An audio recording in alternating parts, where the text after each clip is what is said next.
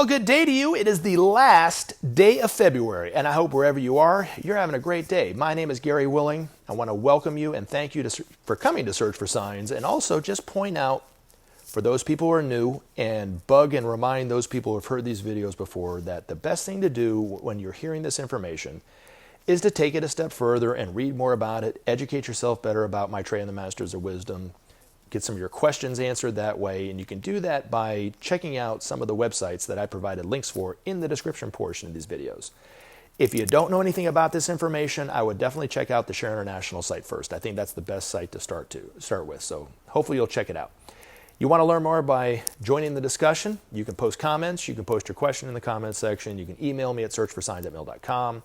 I've had people from all walks of life send me articles talking about this information in some way, whether it's about strange phenomena or some kind of technological advance that goes along with Maitreya's priorities in some way or whatever. And I learn a lot from you guys doing that too. So I really appreciate those people who have done it. And then I usually post it up on the Facebook page so everybody can read it too.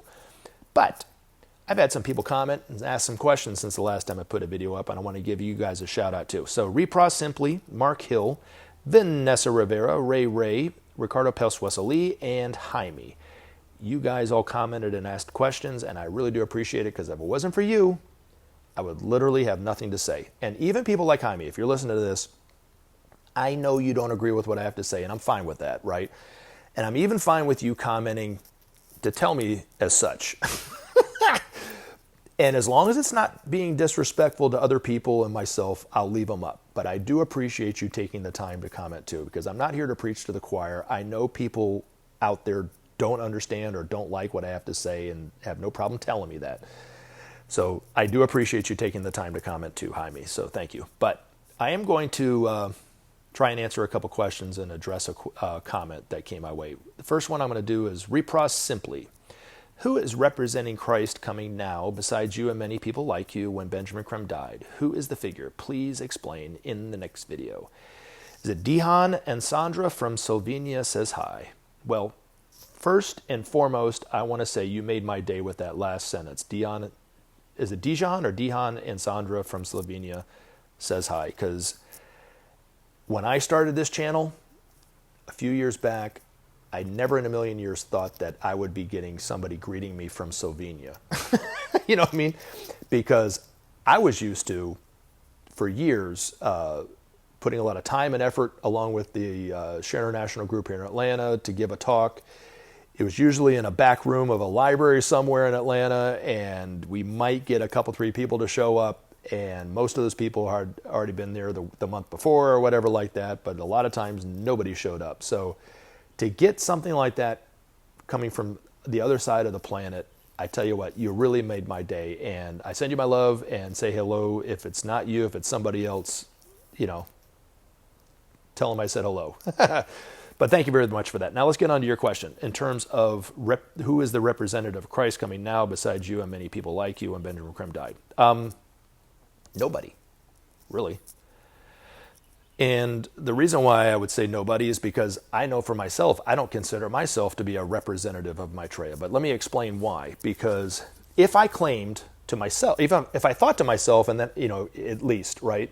And then even if I didn't claim it to other people, but if I just thought it to myself that I was a representative of Maitreya, that would put us in a different position, right? I don't see myself in this kind of position, right? The churches see themselves as the representative of Jesus, right? You got to go to them in order to get to Jesus.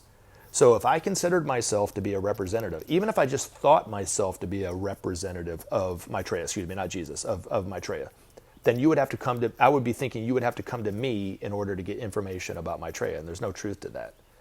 So I just see myself as an ordinary person who stumbled into this by my own dumb luck, but I was also lucky or fortunate enough to take it seriously enough to investigate it for myself and then start to apply some of the information and see that there's truth to it based on my own personal experiences, but also from me studying it, educating myself better about it, and applying some of the information.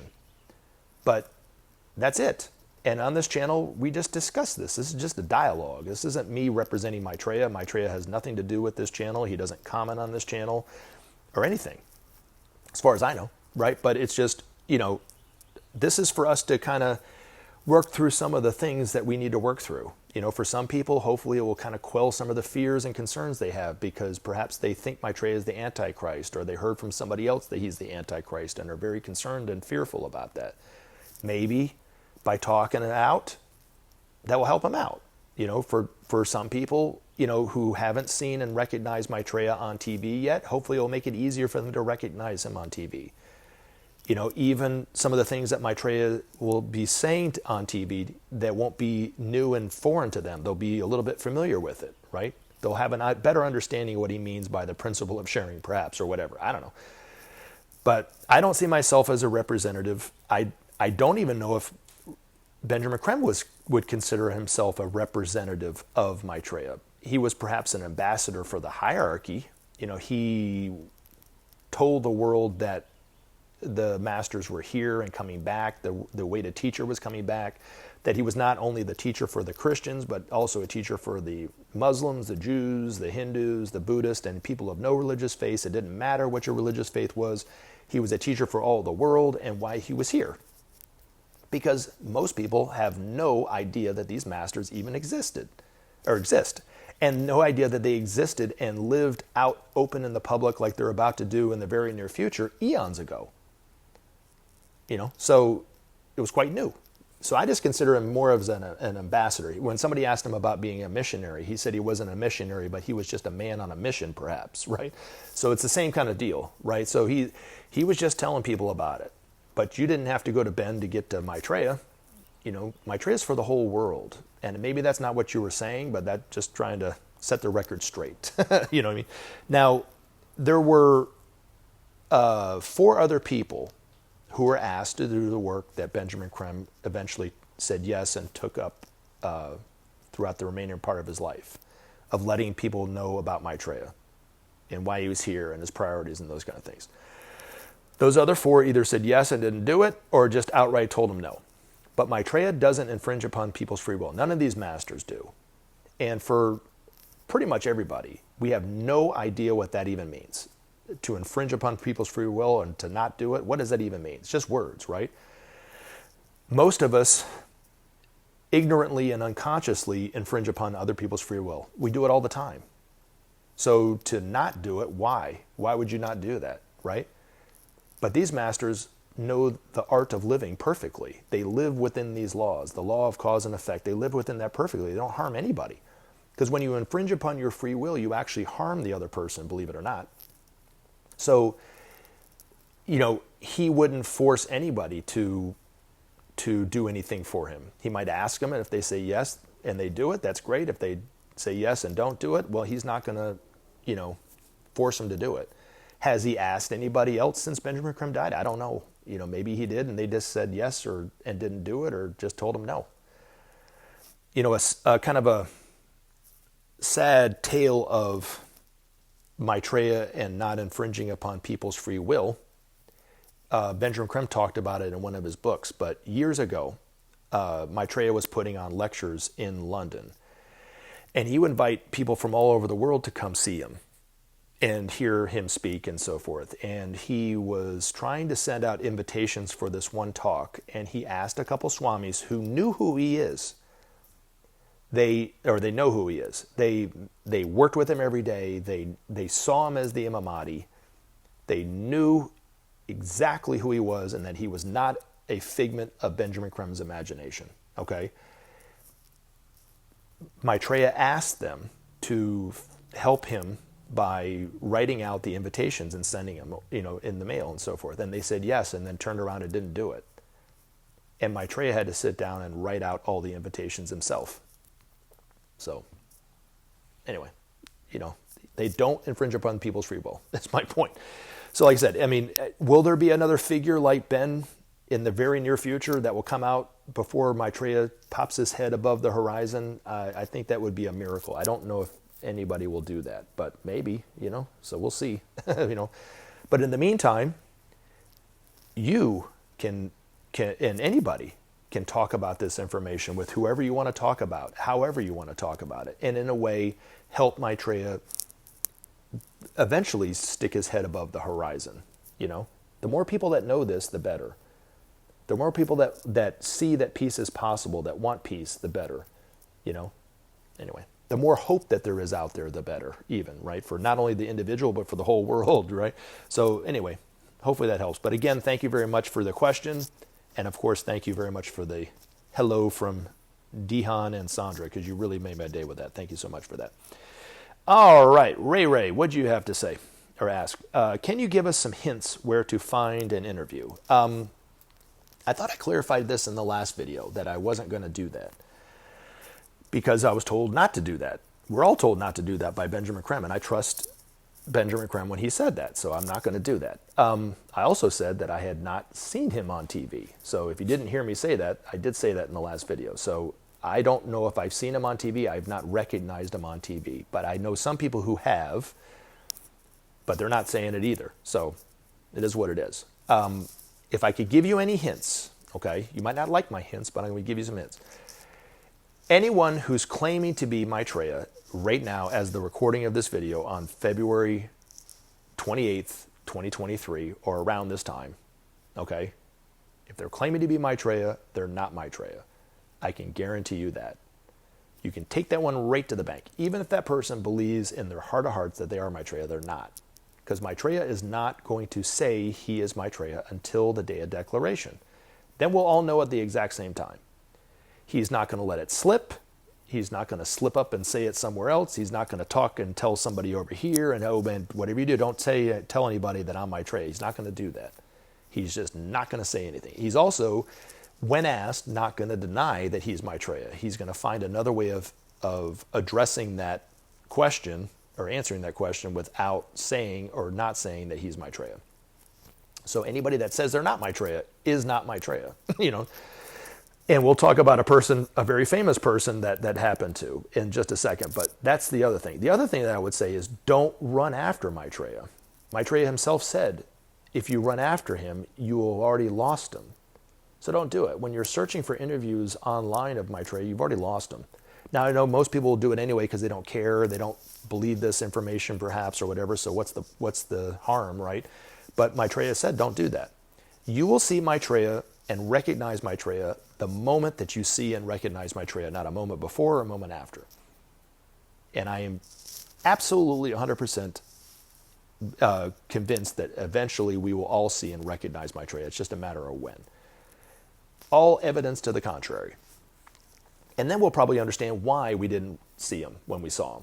You know what I mean? Because there might be an actual reason to why a lot of people aren't even talking about him. You know, might be a pretty easy explanation as to why. I don't know, right? But that's what would be my other hint to you. But let this be a cautionary tale for you, because what happened right around the time that Benjamin Creme made the announcement that Maitreya had given his first interview on American television, people did the exact opposite of what Benjamin Creme asked them to do.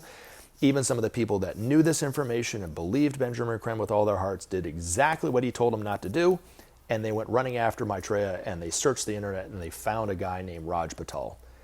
Then they blasted him with a bunch of comments on his social media page. They blasted him with emails. The paparazzi even showed up and all that kind of stuff, and a lot of the media were talking about him, and it nearly ruined Raj Patel's life. And he came out and said, I am not Maitreya. I don't know who you guys are talking about. So that wasn't him, because he said it wasn't him, right? Benjamin Creme even had to come out and say he didn't want to do this either. He came out and said he is not Maitreya. And even people who have listened to Benjamin Creme believe in their heart of hearts that Benjamin Creme was telling them the truth all the time about Maitreya, still don't believe him when he said that he's not Maitreya. They still think that Raj Patel is Maitreya. They've already lost him. It's far better to take that time and energy and that you're using to search for interviews of Maitreya and to perhaps go to the Share International site, read some of the articles coming from Benjamin Creme's master, read some of the teachings of Maitreya on the Share International site, and maybe even apply it to yourself and see if there's any truth to it that way. Perhaps even start to do some good in the world and help SOP save the planet, you know, those kind of things, because you're starting to see the need that Maitreya is saying is so important, the need to save our environment, the need to bring about justice through sharing, to bring about peace and those kind of things. But most people are searching for interviews of Maitreya because they don't believe there to be any truth to this. And it's okay if you don't believe there to be any truth to this. But you finding an interview of Maitreya on TV is not going to convince you that Maitreya is who Benjamin Creme was saying he was, even, right? So, like I said, you know, it's far better to just take the information and the time that you have now to learn about this, grow from this, and then you can see if there's truth to it that way. The other thing, too, that I know people don't like, they want tangible video evidence of Maitreya being true. But Maitreya said once to not be attached to the physical form of the teacher, I think is how he put it, but to look to the teaching of the teacher and apply it, and just like I'm saying to you, and see if there's any truth to it that way, right? But if you look at what Maitreya says, you know, without sharing there will be no justice, without justice there will be no peace, without peace there will be no future. If you look at that, right, and I talk about it almost in every video about the Marshall Plan that happened right after World War II. You can investigate this for yourself and see if there's any truth to this, what he just said about, is there, without sharing there will be no justice, without justice there will be no peace, okay? That portion of what he said, you can already verify it from historical evidence by just going and looking at the Marshall Plan.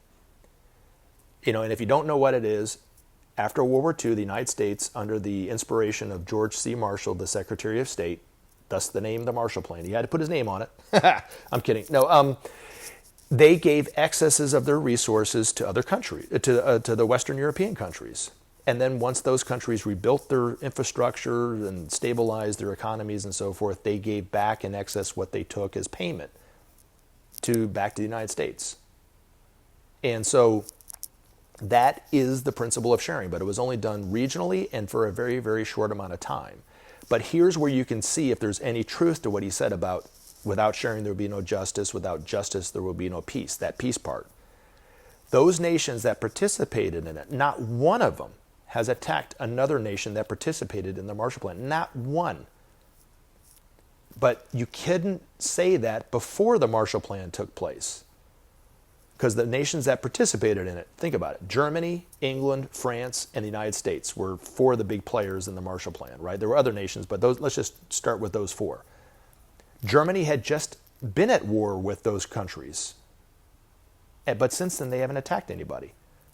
England has not attacked the United States has not invaded France. I mean, nothing. And you can tell that it must have worked because everybody hates the French. And yet nobody's attacked the French since then, right? So, I'm kidding. No, but you know what I'm saying?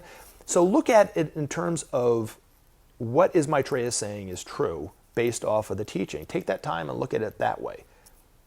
And I'll always throw this out there as an option. I don't believe it to be true, but I'll throw it out as an option for you. If there is no truth to Maitreya being on TV, and there's no truth to Maitreya, it was all a figment of Benjamin Creme's imagination, then he'll never show up.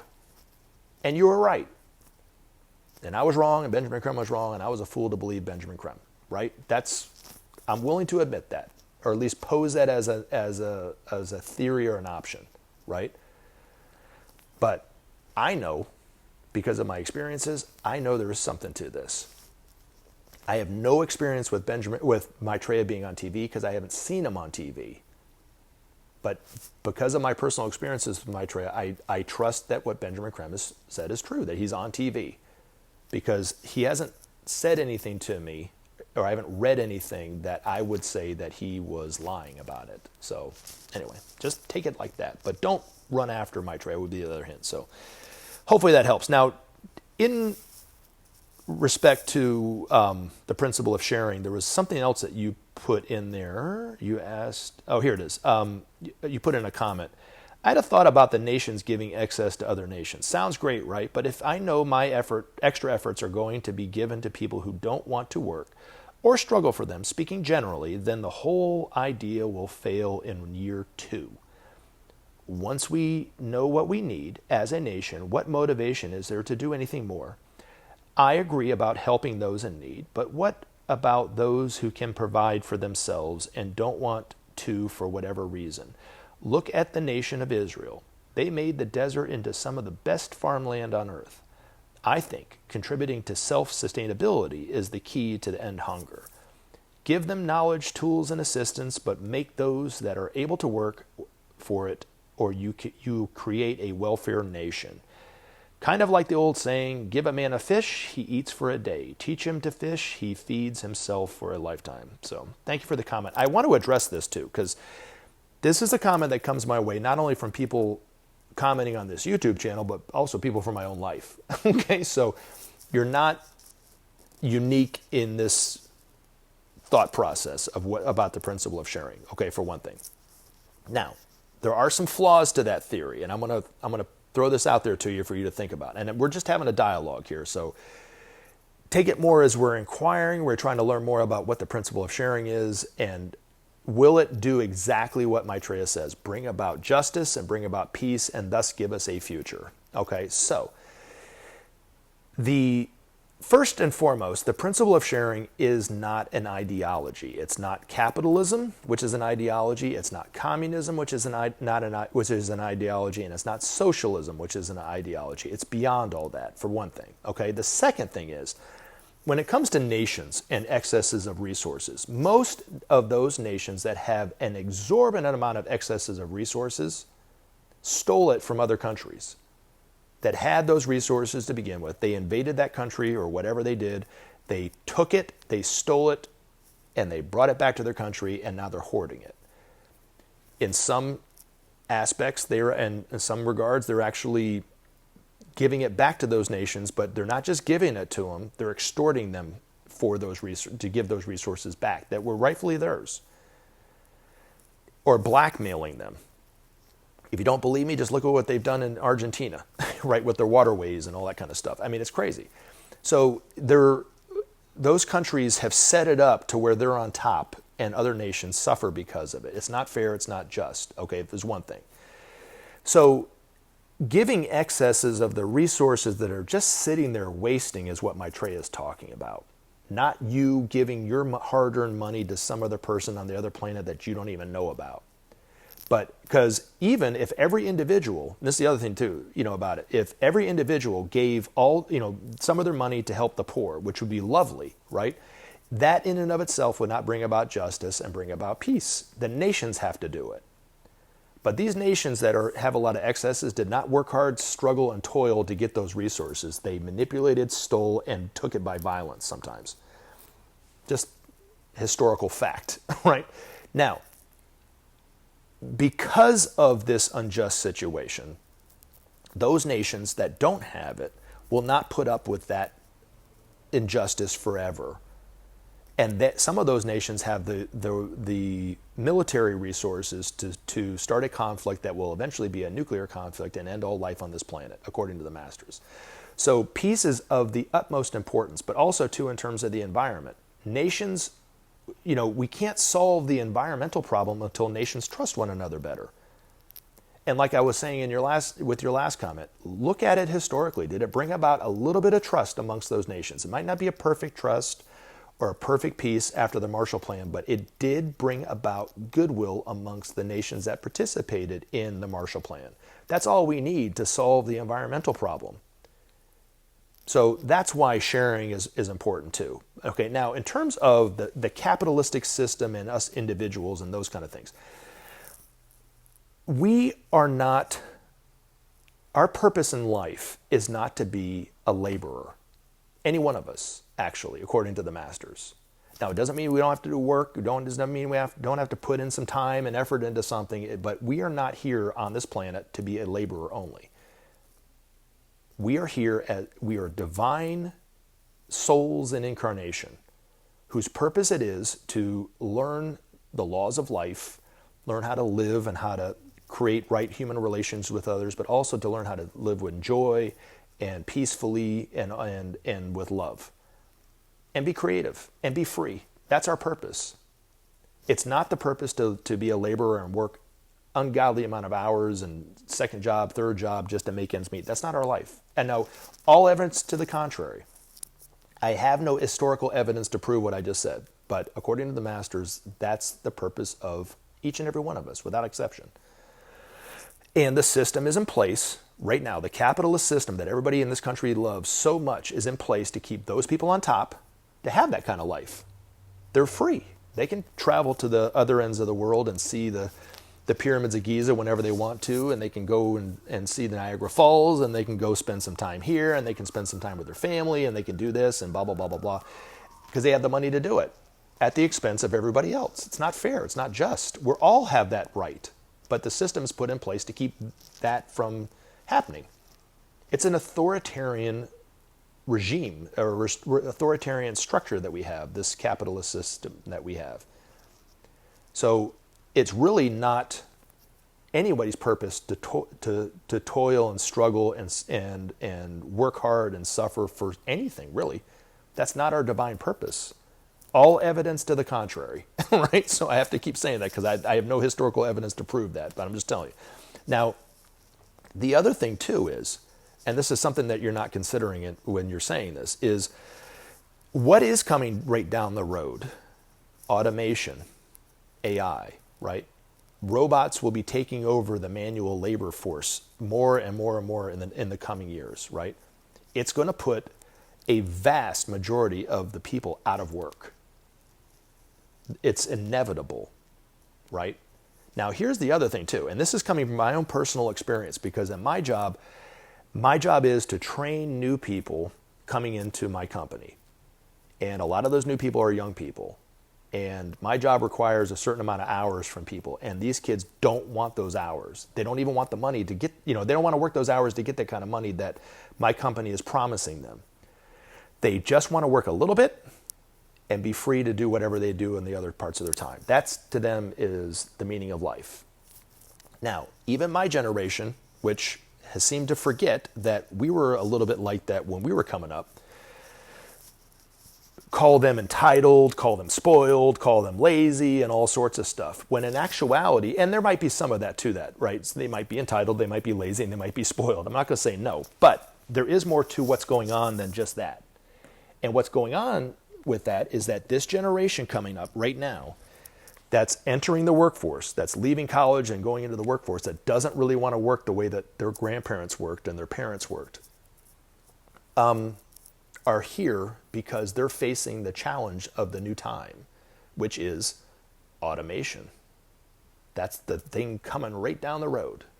And every generation, according to the masters, as a cosmic law, has the experience, the knowledge, the wherewithal from previous incarnations or whatever to face the challenges that that's coming its way. It's a law. But could you imagine if they had the same work ethic as our grandparents did in the 1920s, where you have to work, you have to work, you have to work, you have to get ahead, you have to work, and you work with the same company for the next 40 years and get a retirement. That's the goal, that's the aim, that's the meaning of life. And automation is coming right down the road in the next 5 to 10 years. What would that be like? That would be a disaster. But we already have the people in place coming into incarnation that are willing to live a life where you don't have to work that much. But the other flip side of it is we can't keep living the way that we were living, where the rich keep all the money and everyone else has to go to work or you're screwed, right? When automation is coming down the road, what's going to happen when 60% of the workforce is out of work? We're going to have to find some way to take care of them, because they're not going to just sit at home and starve to death. That's not happening. So, we have to look at it like that. But the masters would tell you that in the coming time, leisure will be the keynote of people's lives. But they will also teach us how to live productive lives and not just sitting around playing video games or taking naps all day long. They'll be teaching and inspiring humanity to do more with their life than just that. But it will take leisure time to really discover who we are as divine souls. That's the whole purpose. And you can't do that when you're even working 50, 60 hours a week and you're tired all the time, you're drained, and it affects your health and everything like this. But the vitality of humanity will increase just from this free time. But it will also, as the masters say, it takes justice to get to freedom. You can't have one without the other. You can't have true freedom without your needs being taken care of. And you can't have your needs taken care of and not give people the freedom. So you can't have one without the other.